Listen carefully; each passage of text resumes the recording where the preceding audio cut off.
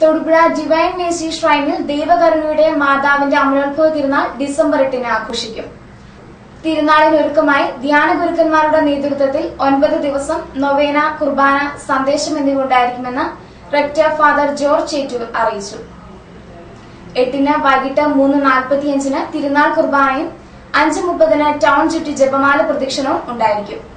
Brother Sanu Kochuparambil, SEBI നാഗശ്ശേരിൽ എന്നിവർ വാർത്താ സമ്മേളനത്തിൽ പങ്കെടുത്തു. നാടിന്റെ നാനാഭാഗങ്ങളിൽ നിന്നും നാനാജാതി മതസ്ഥരായ ആളുകൾ ദിവസവും വന്നുപോകുന്ന ദൈവകരുണയുടെ ഒരു സങ്കേതമാണ് ഡിവൈൻ മേഴ്സി ഷ്രൈൻ.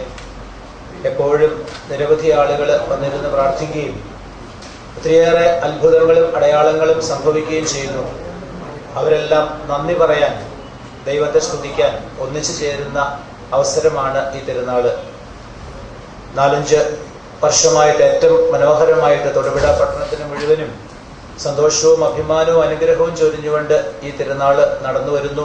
ഈ വർഷവും ഏറ്റവും മനോഹരമായിട്ട് ഈ തിരുനാൾ ആഘോഷിക്കാൻ വേണ്ടിയിട്ട് ഒരുങ്ങിക്കൊണ്ടിരിക്കുന്നു.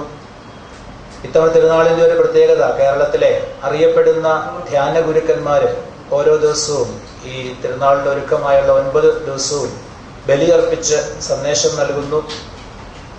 മാത്രമല്ല, അവസാന ദിവസം പ്രസിദ്ധ ധ്യാനഗുരുവായ ബഹുമാനപ്പെട്ട ഡൊമിനിക് വാളമേലച്ചൻ ബലിയർപ്പിച്ച് സന്ദേശം നൽകുകയും പ്രാർത്ഥിക്കുകയും ചെയ്യുന്നു.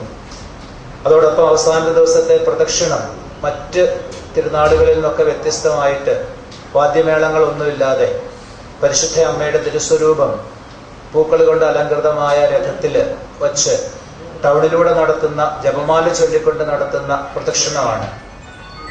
എപ്പോഴും നാനാജാതി മതസ്ഥരായ ആളുകള് ആ പ്രദക്ഷിണത്തെ ഏറെ സന്തോഷത്തോടെ നോക്കിക്കാണുകയും അതേക്കുറിച്ച് വളരെ പോസിറ്റീവായിട്ട് സംസാരിക്കുകയൊക്കെ ചെയ്യുന്നത് കേൾക്കാൻ ഇടവന്നിട്ടുണ്ട്. ഈ വർഷവും ഏറ്റവും മനോഹരമായിട്ട് തന്നെ അത് നടത്താനായിട്ട് ആഗ്രഹിക്കുന്നു.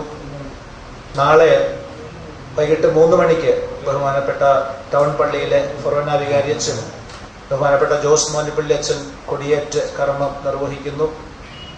തുറന്നുള്ള ഓരോ ദിവസവും കേരളത്തിലെ പ്രഗത്ഭരായ ധ്യാനഗുരുക്കന്മാരെ ബലിയർപ്പിക്കുന്നു, സന്ദേശം നൽകുന്നു.